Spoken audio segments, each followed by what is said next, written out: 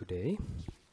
My name is Simone Tagliapietra, and I'm a senior fellow here at Bruegel, and I'm very much happy to welcome you all to discuss the issue of climate adaptation in Europe, which is, of course, an important issue that also this morning the European Commission President addressed during her State of the Union speech in the European Parliament.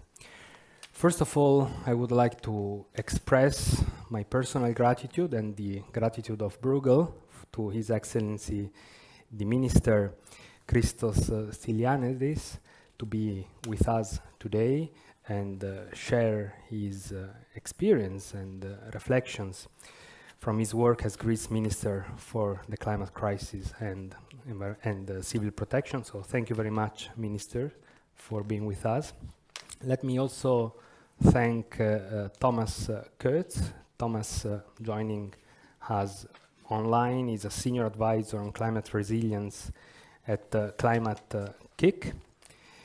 And last but not the least, a warm welcome back to my former colleague Klaas Lenertz, former research analyst at Bruegel and co-author of this study that you have received outside and that is of course available in our website, which we recently wrote together with our former director Guntram Wolf.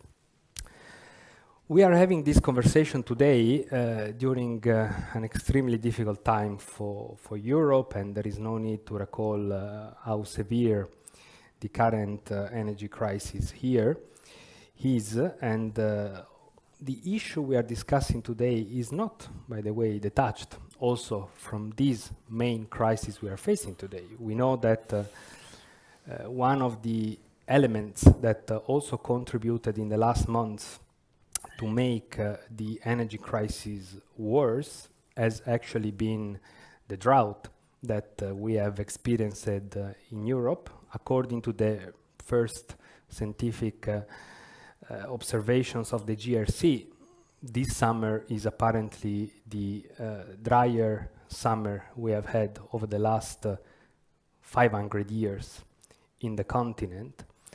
And this has affected hydropower production, has affected thermal electricity generation, as we know, as well as nuclear power production. So what we are discussing is not unrelated from also the energy crisis.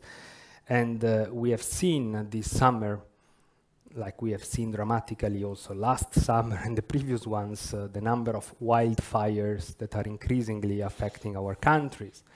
Myself, I come from a region in the north of Italy that is the region of the Dolomites that during this summer has had the collapse of the Marmolada Glacier, which was perhaps one of the most stark reminders about the state of our climate and how far we have come with the climate crisis. So I think it is extremely important to discuss this issue. I have to say, me, myself, Minister, I work on energy and climate issues, and I have to say that the discussion in Brussels tends to focus more on mitigation, of course, which is understandable. We need to make all the efforts we can to bring down those emissions. And often, adaptation is a bit overlooked. To be part of this criticism ourselves, I mean, this is the first paper that we at Bruegel have produced in our history about climate change adaptation. So we also felt compelled by the need to try to scale up our work on this item and contribute to this important conversation. In our paper, we have tried to summarize the scientific evidence about the impacts that climate change has had on Europe so far. We have tried to shed light on the economic repercussions and come up with proposals about what the European Union can do more and better to tackle this emergency. I will not spoil you the key messages of the paper because my colleague Klaas will now provide you an overview of this publication, and then we will go to the Minister for his remarks and then to Thomas. So Klaas, the floor is yours. Thank you, Simone. And good afternoon to everyone. Let's see if I can get the slides on the screen.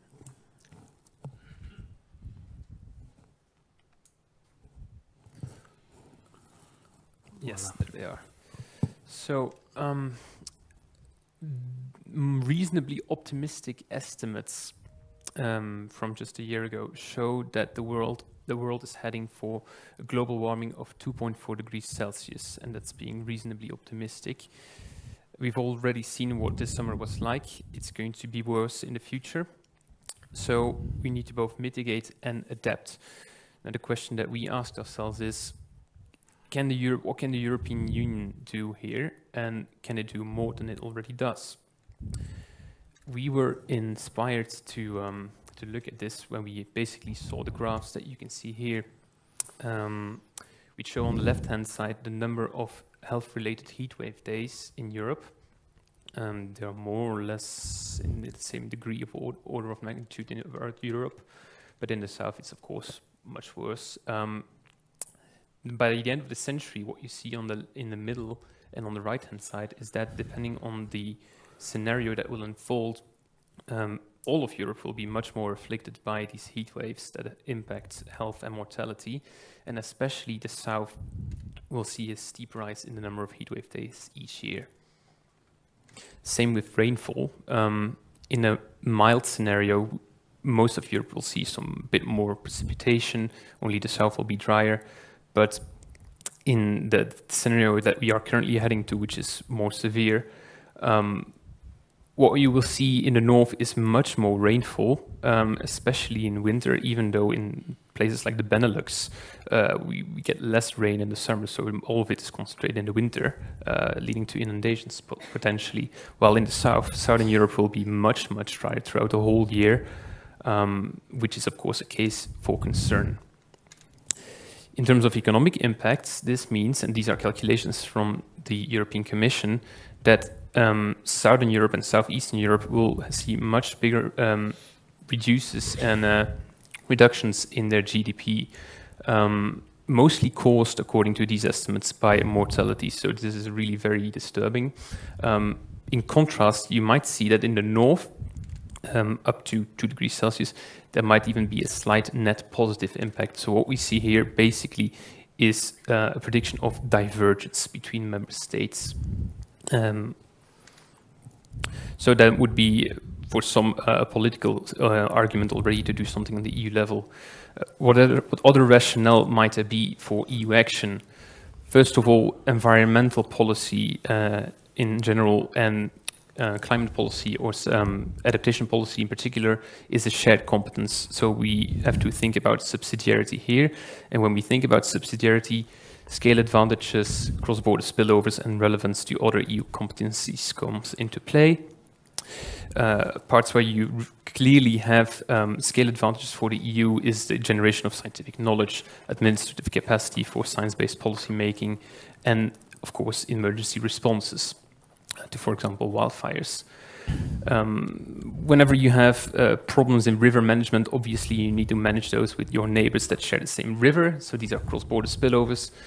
And adaptation is, of course, also, or climate change in general, is, of course, also a threat to the single market, to some supply chains and to infrastructure, and even have to feed into things like regional policy, the EU's agricultural policy, or financial regulation even. So this is another reason why the EU might at least have to think about this. Now, adaptation governance has been governed by adaptation strategies, the last one being from 2021, and by the European climate law. There are a few overarching problems with the governance framework as it exists now in the EU, namely that there doesn't seem to be binding and precise measurable targets to hold governments accountable. You need intensive cooperation between governments to make it work. And thirdly, you have to avoid, of course, the divergence that we are predicting, or the literature predicts in Europe, and there is not really a trace of how we might do this. So we advance in our paper 3 proposals that might try to tackle these questions. First of all is a governance framework with 3 levels. The first one being the European level, which we think should focus on providing European public goods in the form of of course, the scientific knowledge of using its administrative capacity to provide policy tools also for lower levels of governance, to provide the emergency response that you already see today, and also to work with the national governments, which is the second level, to create adaptation plans. So 10-year adaptation plans that run parallel to the national energy and climate plans that set out binding and measurable targets for adaptation. Now, the level of ambition should be decided by member states because we do not want a one-size-fits-all policy. But the European Commission can, of course, encourage member states to show more ambition. But overall, the role of the Commission, or the EU level at least, should be to coordinate, to inform, and also to verify its implementation. What the European Commission could do is to intervene in the plans with, say, one key element that I think is of EU-wide relevance, for example, key infrastructure that they want to see protected. So the second level is the national or the regional governments, depending on the constitutional setup. And they should help local governments, the ones that possess the local knowledge advantage, to make binding local adaptation plans that focus on concrete interventions on the ground. So what you have then is a model that gives that where information, scientific knowledge, etc., expertise flows from top to bottom. And what we would also like to see is then that local governments use their local expertise on the ground to feed that to and to share that on the higher level, so that municipalities elsewhere can, for example, look at what similar localities are doing elsewhere in Europe. The second proposal that we advance is an insurance fund for climate-related damage. We currently have a European Solidarity Fund with a capacity of 500 million euros per year that can help member states in case they are affected by major disasters or regional disasters. This will fall well short of the expected non-insurable damages that governments will have to pay out in the future. So what we would propose is to expand the coverage of this to cover large parts of future public damages, and make the payments of this fund unconditional. However, the fund needs to be financed by national contributions, and we can make those conditional on meeting the targets that countries set themselves.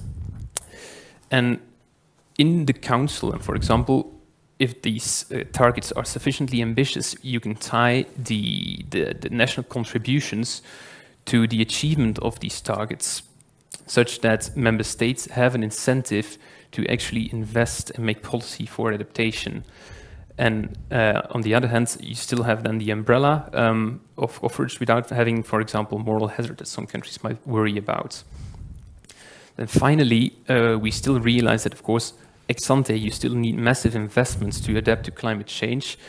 The amount is not very well understood, but it could run up to 500 billion euros per year, which is obviously beyond the capacity of the EU budget. So how do we support the most disadvantaged regions that cannot pay for these large investments themselves? We would suggest that we use current tools like the regional policies and the EU agricultural policy to focus more on climate change, and specifically make a clear distinction between mitigation and adaptation, and make this explicit. Then you could say that we focus mitigation spending on those regions in Central and Eastern Europe that are still very coal-reliant, for example, while you would focus adaptation spending mostly on southern regions that are vulnerable to climate change. Of course, it would also be good to pursue synergies between adaptation and mitigation as much as possible, for example, with green solutions. And then finally, we would also say that the EU could introduce a new instrument from the EU budget for the protection of these key European infrastructures, such as, for example, seaports or important mountain passes that are of EU-wide relevance. And I think I've said pretty much what I wanted to say. Thank you. Thank you. Thank you so much, Klaas. I think this is a perfect summary of our work. That's how we see this issue, but you have been in office now for 1 year, and so you, and of course, in your previous life as a European Commissioner, you have also had to deal with these issues. So we are very much keen to hear your views on this. The floor is yours. Thank you so much. So, distinguished guests, ladies and gentlemen, first of all, I would like to warmly thank the Bruegel think tank for their kind invitation. And it's really a great honor for me to be a sort of keynote speaker at this extremely important event. You know better than me, over the years, Bruegel has been instrumental in fostering vivid discussions and in opening the dialogue on key policy issues. I think what we saw just now is a real example about the contribution of Bruegel in these very sometimes controversial discussions, but this is the most important. Of course. To enter in the minefield, not to avoid to enter in this minefield. And I would like to say, to congratulate you for the whole report, but in particular for the proposals, because I strongly believe that it's difficult to propose something which will be horizontal in Europe, in particular in these very difficult circumstances. So I take this opportunity to tell some stories about my experience, not as a minister now in Greece for climate crisis and civil protection, but also as former European Commissioner in crisis management and humanitarian aid. I think crisis management is really very related to what I've done just now. Today, dear friends, we will be discussing the fundamental role of Europe in adapting to the devastating effects of climate change. A challenge which is nowadays more relevant than ever. A climate challenge which might be the largest crisis we are facing today. This is my strong opinion. Regardless of the new geopolitical scene, even in Europe, due to Putin's Russian invasion in Ukraine. Climate change is already here. It's not fake news like President Trump used to argue. Its repercussions are witnessed every day in all aspects of our everyday life in Europe, but also around the globe. And unfortunately, according to the science, its consequences are here to stay. So the role of adaptation in the whole process to deal with the climate crisis is now more important than ever, as you said in your introduction. Adaptation and mitigation are keywords, but sometimes adaptation is a little bit in the margins of our discussion for some reasons. Give me the chance to say a few words about the real impact of climate change in Europe during this summer. The whole of Europe experienced prolonged periods of extremely high temperatures and heat waves. Record-breaking temperatures that no one could imagine. Sweden reported the highest temperature since 1947. 70 years. I remember when I was commissioner in 2018, we provided assistance through the European Civil Protection Mechanism for a first time to Sweden for forest fires. And I remember that the people there, they didn't experience about wildfires.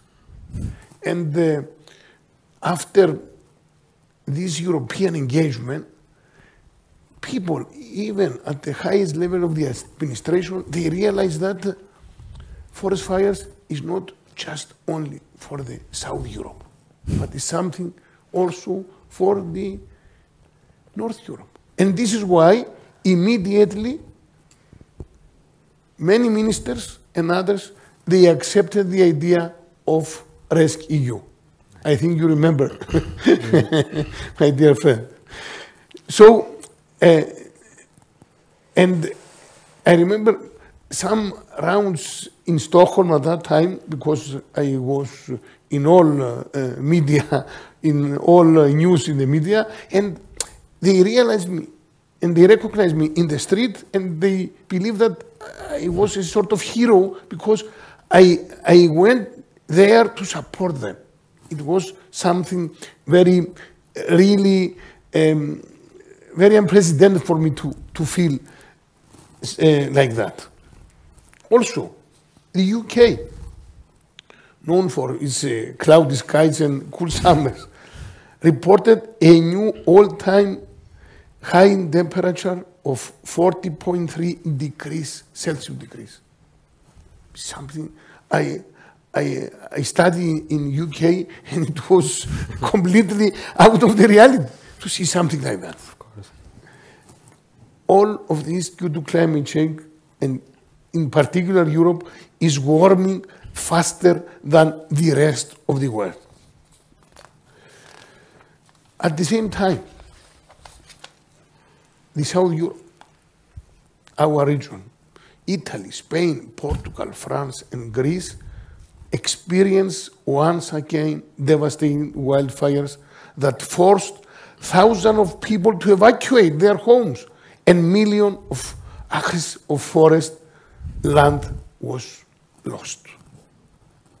As we discussed with Natasha and Elias, we realized that after the report of the ERCC, DG ECHO, more than 8 million acres burned last summer in Europe. 8 million. So, it's not something in which we can deal and to say we can continue as business as usual. No, it's illusion. Additionally, and according to the European Drought Observatory, almost 15% of EU's territory was on red alert for a long period drought. The water level in Rhine and Loire is dropping at an alarming rate. You experience, some of you maybe who lives close to these rivers. The water level in Po, Italy's largest river, was 2 meters lower than normal. Yeah. Also, transport in the Danube River is disrupted due to the lower water levels. It's a big financial crisis, especially for transport. For someone who knows all these consequences, repercussions, and impact, is something beyond imagination 10 years ago. So, dear friends, the hard reality is that climate change is here, and the climate crisis already started. We are now living, of course, in a climate crisis, and we are in a critical situation. And this is why in Greece, Prime Minister Mitsotakis decided to establish a new ministry, which is called Ministry of Climate Crisis and Civil Protection. And just a few words about your reports. And as we saw just now, even if 1.5 degree is maintained, the EU, and especially the southeastern countries, will still need to deal with the consequences of more frequent and intense heat waves, wildfires, droughts, and floods. I think it was really obvious through your report that this is the hard reality. It's just around the corner, not in the next 100 years. And in this scenario, which according to some scientists is a rather optimistic one, frankly speaking, The report at the same time estimates further that the associated welfare losses for Europe will be at the order of 42 billion euros per year. Is it correct? Mm-hmm. Okay. So tackling this climate crisis is obviously the biggest challenge of our era, of our generation, especially the new generation. And this is not an exaggeration, as many people, they try to convince us that, no, stop to hear Christos, or it's just exaggeration because he need to be obsessed about climate change. No. So in this dimension, we need to think big, to think out of the box, and combine innovative and flexible approaches with concrete solutions and action, concrete solution and proposal, not just theoretical approaches to say something without real content. I strongly believe that we have to act now, yesterday, because time is of the essence. The EU Green Deal is our major answer by EU institutions. It is our compass to a sustainable future. A holistic package of policy initiatives and measures which aim at supporting the transition of the EU to a climate neutral and sustainable society. And you know very well, a major part of the EU Green Deal is the EU strategy on adaptation to climate change. In an effort to make adaptation more systemic and efficient, the European Commission has put forward several actions and proposals to step up and accelerate EU member states' progress on adaptation to climate change. Now, I take this opportunity to talk about my country, Greece. As you know, Greece, maybe with Italy, we are the most prone member state in Europe with all types of natural disasters, from volcanoes until wildfires, earthquakes, everything is there.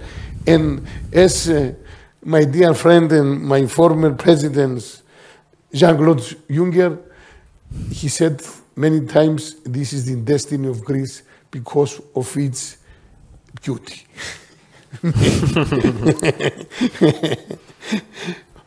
So, as I already said, Prime Minister Mitsotakis took a really innovative and very pioneering decision, establishing a Ministry for Climate Crisis and Civil Protection, an initiative which has attracted, frankly speaking, the attention of policymakers and experts, not only in Europe, but also worldwide, because it's really innovative.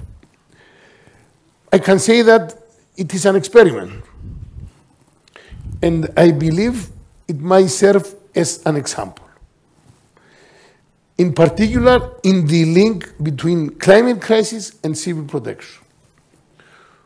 When I decided to accept the proposal by Prime Minister to deal with this problem in Greece, I know well that it is a minefield and it's something in which I have to deal 24/7. And I realized not last winter when we had the really unprecedented snow thunderstorm in Athens, more than 70 centimeters in the downtown, in the center of the town, but also through the summer when we were dealing with more or less 60 wildfires per day across the country. So I decided to be an experiment, like my ministry, but this is the destiny of the people who is really experience in crisis management.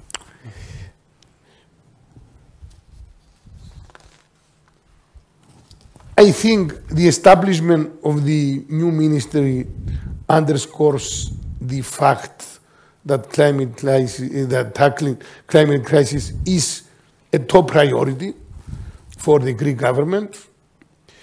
And the genuine goal is to see that through the new ministry to meet the new needs in disaster risk management.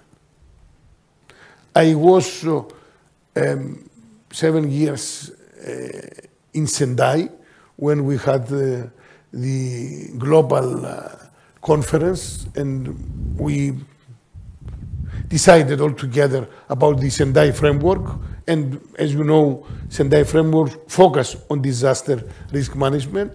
And during this last year, I once again realized that Sendai framework remains really very important for all of us because it's a very good framework.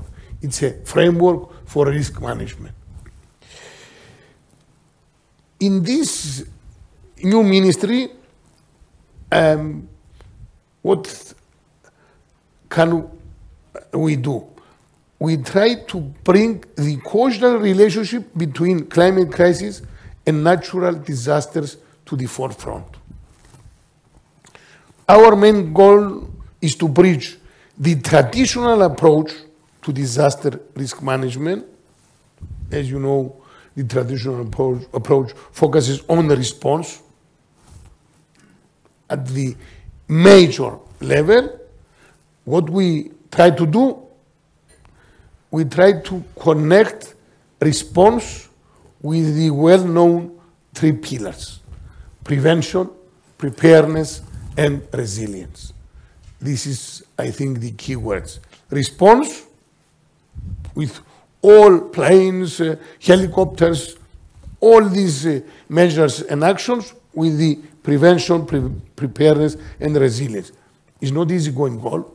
It's very difficult, especially when the people until now they identify themselves as first responders, as just responders. Now we have to find specific actions as preventive measures, forest management, the engagement of the civil society in all aspects of this management, and so on and so on. And at the same time, to find the balance, because it's difficult to see prevention to be 80% of our financial budget for the first year. We need strategic plan for the next 10 years in order to find the balance between response, prevention, preparedness, and of course, resilience. This is more or less our new dogma, which definitely guides all our action initiatives in this field. It is a holistic approach aiming to enhance our adaptation efforts and at the same time strengthen our country's climate resilience. I insist on the resilience because I think it's the most difficult part of this triangle: prevention, preparedness, and resilience. Because in resilience, you have to find innovative ways, sometimes through very bureaucratic obstacles, and at the same time through law reforms. It's difficult sometimes in a very sensitive issues and sensitive balances at the parliament, but you have to insist to connect everything with resilience. At the same time, as you already emphasized on this, we are putting emphasis on collaboration and synergies. On a European level, on a national level, on a regional level, and on a local level. We have to see this collaboration and synergies at all levels. If we lose even one of these levels, or to be under the needs of this adaptation, everyone is really related and connected, all these levels.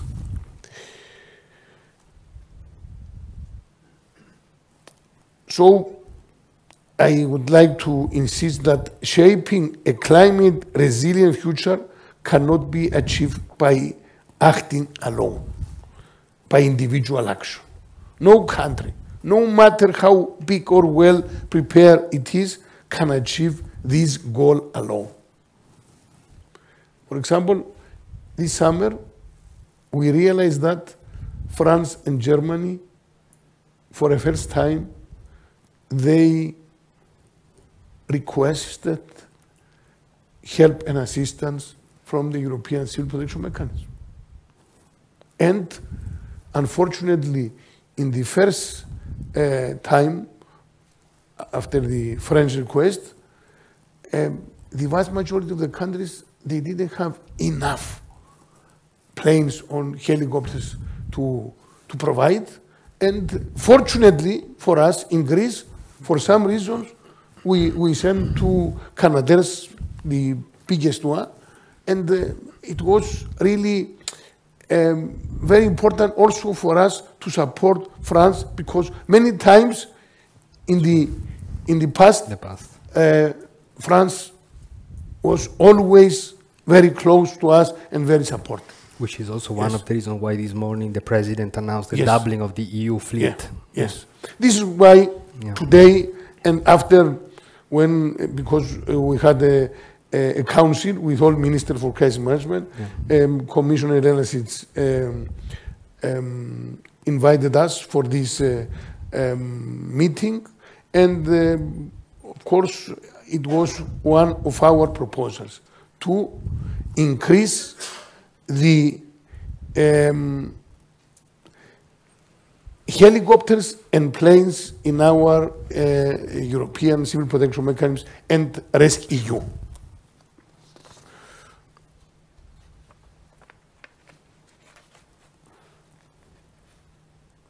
But I would like to insist on this because, after all, cooperation and collective action are at the heart of the European Union as a philosophy, as the establishment. So sometimes we are a little bit reluctant or not so active to say this. No, European Union is collective action, is a cooperation. So we have to insist and to find solutions through your proposal.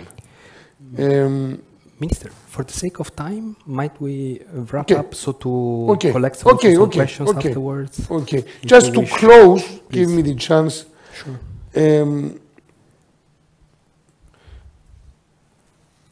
I think in our journey to create a more sustainable and climate resilient future, we need everyone on board. And this is not just a statement. It's a realistic statement. It is a collective effort with cooperation at its heart. Communication, information sharing, and the exchange of knowledge and good practices are key components. We had in Greece workshop after our devastating fires in last summer, in November, and this workshop was really excellent. And we decided at the last council to continue this workshop to exchange good practices knowledge in Portugal. So it's something very concrete and very practical. Last but not least, to deal with emergencies and natural disasters, institutional flexibility and an enhanced capacity to account early and response fast are needed. We need more early warning system and so on and so on. So we have to understand that sometimes the fast response is not just an approach which is a really theoretical. It's maybe the most important thing, especially in wildfires and in any emergency. We saw this even in Athens in July, when we had these really very difficult wildfires in the mixed areas, urban and forest. And because of this really fast response, we saved lives and we save all these properties and so on. So we have to see all together to make response something which will be at the really first part of any emergency. Thank you so much for your attention. Thank you so much, His Excellency, and thank you for having shared with us these multiple experiences, both as a commissioner and as a minister in Greece. And I think what you said resonates very much with the main findings of our study. And indeed, looking at the triangle you outlined between prevention, preparedness, and resilience, we also had the feeling that resilience is the most difficult element, where we might really need to increase action also at the European level. But Thomas, let me perhaps turn to you and ask some brief remarks from your side on what we have been discussing so far, so that we can also move to get at least a couple of questions from the audience, both here and online. Thomas. Yes, thank you very much. Thank you, Simone, in first place, for the invitation of being able here from Climate Kick to be part of this very interesting panel. Thank you to the previous speakers, in particular, Minister, to all your very profound and interesting reflections from hands-on work over the past decades in your country and as a commissioner. And also thank you, Klaas, for the presentation of this indeed very good first report of Bruegel on climate adaptation issues, to which I really would like to congratulate you. I would also like to apologize for having had to step in for my CEO, Kirsten Dunlop, who very unfortunate on very last minute was not able to attend. I would have liked to attend in person myself, but I was not able to do that on such short notice. So coming to the substance matter, I would like to really enforce what some of you already said, is that we are indeed leaving an area of climate stability, of where we have adapted over thousands of years to certain patterns of climate and weathers. And now we're moving into a future where we are confronted with new patterns and much more extremes. And these will have impacts directly, short-term or extremes, but also slow onset events, as much as also cascading events or effects. So in these impacts really are going to the bottom and across of our societies, and really have will have fundamental effects on how we systematically, as our societies, function. So I think one of the dimensions which we as Climate Kick would like to bring to this, and I would like to bring to this debate now, is that we really need to think this about from an angle of the need to really transform systematically, really at the systems level. It is not done by incremental small projects here or there. We need to really think fundamentally about this. So we have to think about this in terms of systems innovation, to really think, and not only specific innovations about a genetically modified plant that is more drought resistant, but really how do we restructure our ways of prevention, or how we address cascading issues, etc., etc. So in this sense, one of the things which I liked is that you approached insurances and the question of risks, which the whole issue of climate impacts and adaptation is very much about. And here, I think what we try to work on from Climate Kick is that there's three dimensions, and I very much agree with the three dimensions which the minister brought forward. I would like to sort of add a little bit or have a different aspect on this. And this is, there's three dimensions. One is, you know, we really need to work on avoiding risk. So that's risk prevention or prevention of disasters. The second part, which is also well covered, is that we need to share the burden, so sharing the risks in that sense. But I think in the context that we really need to systematically transform ourselves, or we have to transform our systems and really innovate there, we need to also install a dimension of actually taking risks, of ensuring that we as a society are in a space where we allow ourselves to, in a very short amount of time, to be able to innovate our systemic capacities to become resilient again in a new and in a very unstable future. And so in that sense, I think there's that third dimension of allowing risks to be taken and sort of underpinning this across the different countries and member states and levels of governments. Coming to levels of governments, and just that's the second important point I want to mention, is as the report and many others have rightly pointed out, it's really the regional and local levels that are very important, not only in the context of subsidiarity in the European policy context, but also really this is where things happen. You've mentioned it before. The impacts of climate change are widely different depending on where you are in Europe, or for that matter across the world.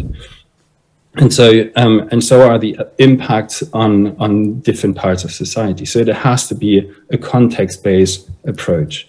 In this context, I think would like to highlight two initiatives that come from the European Union or European Commission at the moment, which are going to pick up hopefully some of that and have been one at least been very much part of also what was suggested by the Commission and the European adaptation strategy. And that is on the one hand the EU mission on climate change adaptation. And so this mission of the EU, which is it's a Horizon Europe initiative, puts over the context of this MFF, so until 27 and until 2030, eventually running after, about 1 billion euros to help 150 regions in Europe to become climate resilient. And it really has an approach of helping these regions in systems transformation along the path towards a resilience they have defined themselves in the beginning of this process. The other part I would like to pick up, and which is very much also connecting to parts of the report you've produced, and that's it's an initiative that the JRC currently is spearheading together with other colleagues of or other departments of the Commission, and that is the Partnership for Regional Innovation. And here, based on their experience in the smart specialization strategies, but going way beyond that, they are trying to help and work out with regions how the regions with a missions mindset, with a mindset of the need of systems transformation on the ground in their context, how can they use whatever they have at hands and possibilities of the European and national and regional opportunities, be it the CAP or be it the regional structural funds, how can that all be put together behind behind the ambition to address some of these societal challenges, such as climate adaptation? And we are somewhat, to certain degrees, working in both of these initiatives, and are really happy to be part of these sort of more systems approaches to adaptation. And I really would like to see more of the work from Bruegel to go also address these type of initiatives. And I'm happy to answer more questions or also hear more from you about these resilience challenges at the systemic level. Thank you very much. Thank you, Simone. thank you, Thomas. Thank you so much. And I think that your point of the need and, of course, the challenge of fostering system transformation in local communities, regional communities, is indeed at the core of this challenge of resilience we have been discussed. So we have 5 minutes to go in reality. So I would suggest we see if there is a question here in the audience, and I think there are many, right? So we will start with the lady here in front, and then possibly take the other colleague here. Thank you very much. Yes. My name is Maria Osenius.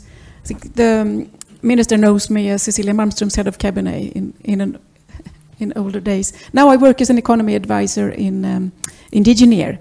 I have a question first for Klaus about the insurance fund, and I wonder if the incentives, if we don't get them backwards, if the countries are supposed to pay in relation to how well they achieve targets, don't they then get an incentive to have quite unambitious targets so as to be sure to meet them? And that way the incentives get a bit backwards. And then I wonder if the minister could maybe share with us a bit what the atmosphere is like in Council. Is the time ripe now to get EU member states to really set binding targets, have them measurable, and get more accountability into the system? It would be interesting to know. Finally, I just agree very much with Thomas's last points about innovation and technological development and the need to share that expertise. And I look forward to Bruegel's continued work on this. Thank you so much. Maybe we can also get this question here in the front, and then we will do a second and final round. Please. Yeah, thank you. My name is Peter Kirsch. I'm an incoming Blue Book trainee to Digineer as well. And my question is regarding the financing of or the funding of the emergency measures and the climate fund that we need to put together in the future. So assuming that the costs are going to increase as we go forward in time, how do you ensure that this is not going to turn into a debt snowball? So where does that growth come from that is going to ensure that we can pay this debt back to some extent? Thank you. Thank you. So, Klaus, why don't you take briefly the first question on the fund, and then we turn to the minister. Yes, so about the question of incentives, you're absolutely right, of course, that if member states, so we do say that member states can choose their own level of ambition, and indeed, if that is left unchecked, let's say, then of course you get an incentive indeed to put the bar low and then cash in by, but we thought of this so you can compare this to the Recovery and Resilience Facility in a sense. Member states also were able to submit their own plans, but it was in consultation with, of course, the Commission and of course also with the Council. So what you need to get right here and is of course that in these discussions there needs to be a common understanding of what is expected. So member state cannot forward ridiculous targets and expect to benefit from the cutting of contributions. There has to be a consultation there to come up with adequate targets indeed. Thank you, Klaus. Minister? Thank you for your question. And of course, as you know, in such councils, sometimes there is a real debate and completely different approaches. But after the experience of the last summer and the 8 billion access burnt, I think all member states, they realize that nobody alone can deal with this problem. So we have to be together. We are in the same boat. We need horizontal solutions. And as you know, through our effort to establish the RescEU, we realize that RescEU is maybe the definition of the economy of scale. So this is why we need European fleet and not national fleet which would complement just the European fleet. We need European fleet because maybe we need planes in July in France, and in August in Greece. So when we are together, we can share this European fleet with less cost. Second point, I strongly believe that we need also economy of scale about forest management and Natura areas.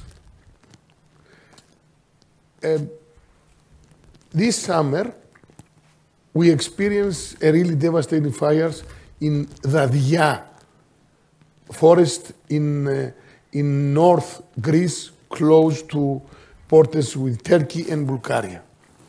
Excellent, very beautiful forest with a lot of very interesting things here, animals and so. Why? Because we never realized that we need really forest management. And we believe that we don't need in Natura areas. Very similar what was happening in Portugal. So during our meeting, we decided that maybe we can see all together how we can deal with forest management in Natura area, because we need to insist on Natura area, but at the same time, we have to protect Natura area. Otherwise, we will lose all of them. And you mentioned about accountability.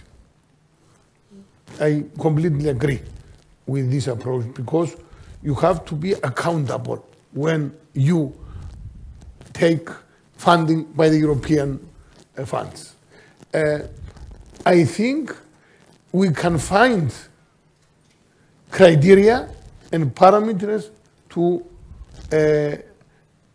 evaluate and to ask about accountability for our member states. But first of all, we have to give to them this horizontal measure instrument in order to be together. Otherwise, it's not fair. So accountability with really common European field and common criteria about the accountability. Because it's difficult to ask accountability from Italy or Portugal or France regarding forest fire, and at the same time to put the same criteria about floods in Germany or in Belgium. So we have to see in details this, because we have to be fair with our member states. Now, about your question. First of all, I would like to say a few words about what the current situation in Greece about insurance. Unfortunately, in my country, my origin country is Cyprus, and I know well, because of the British system, that the vast majority of the houses are under insurance contract. In Cyprus, we already reached more than 80%. In Greece, it's only 14.8%. And this is the reason why the government, in every natural disaster, has to pay money to recover and restore everything. And this is, in my opinion, strong opinion, is beyond the ability of the state to continue like now. So, first, we need to increase the insurance approach in the whole society. We have to find the solution. I strongly believe that we need this three parties solution: state, individuals, and companies. We need to share the emergency risk. And in this case, with some adaptation in some other taxes, we can create incentives for the people in order to be all together. And of course, we have to see universal approach, like in the cars, not it's up to your intention.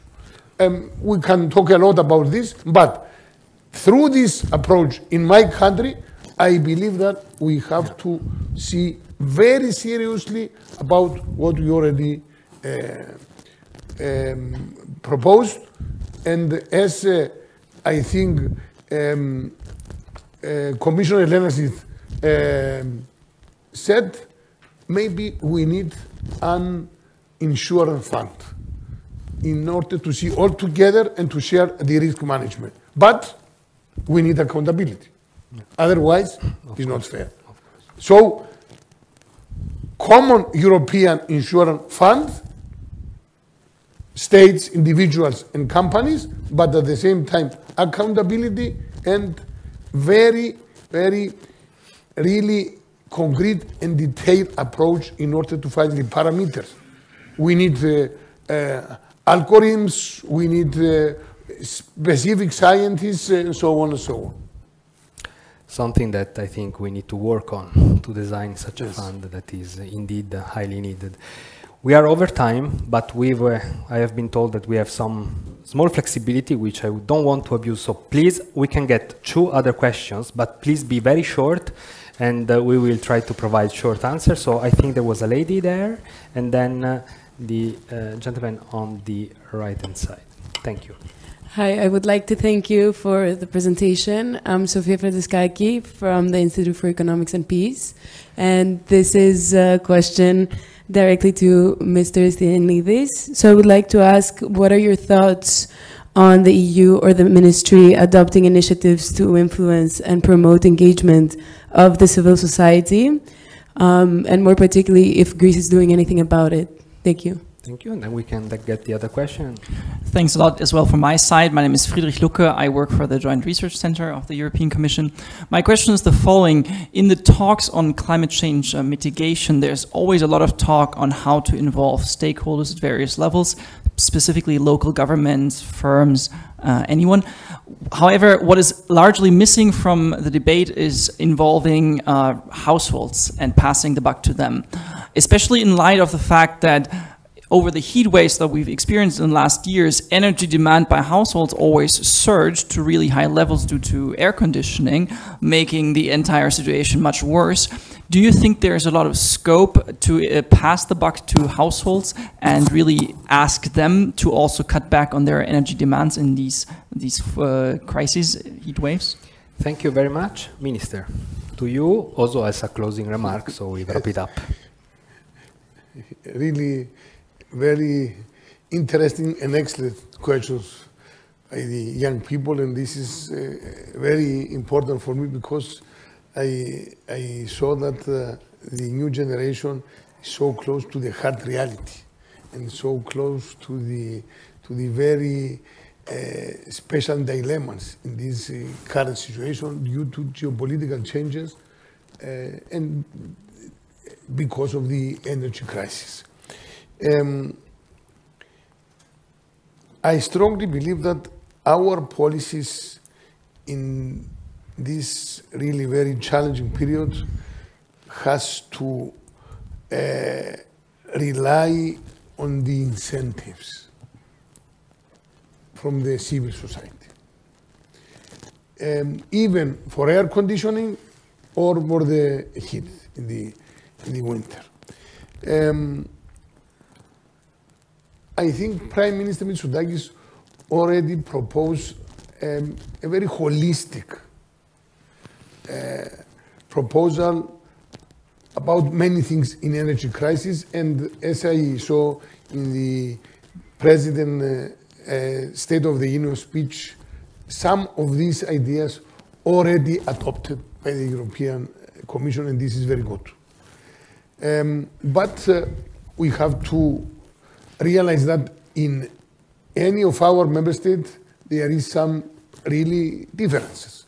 We have to adjust ourselves in such differences, otherwise we will make mistakes if we believe that we can put forward the same policies horizontally.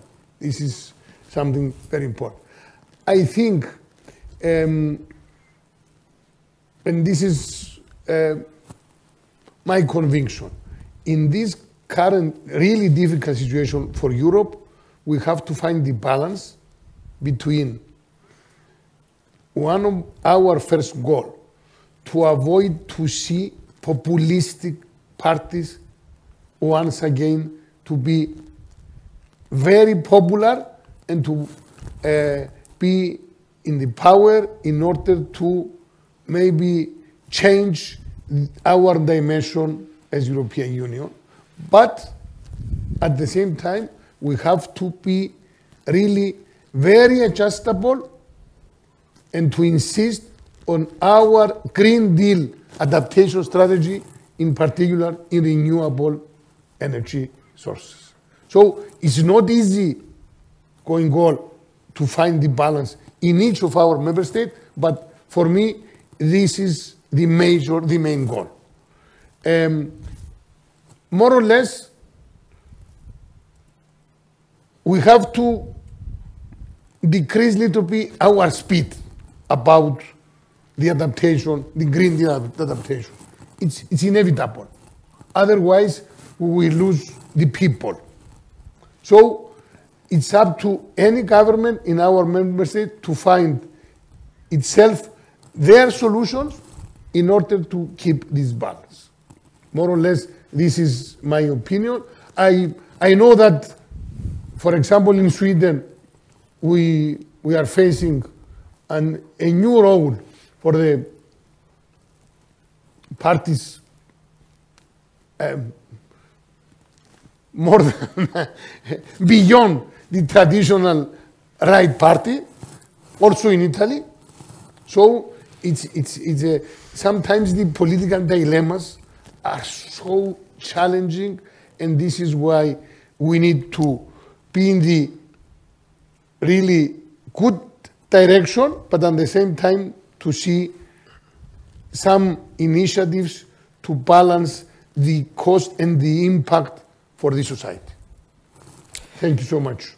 I think His Excellency, I think the time is over. Thank you so much again for having been with us. And thank you, Thomas. Thank you, class.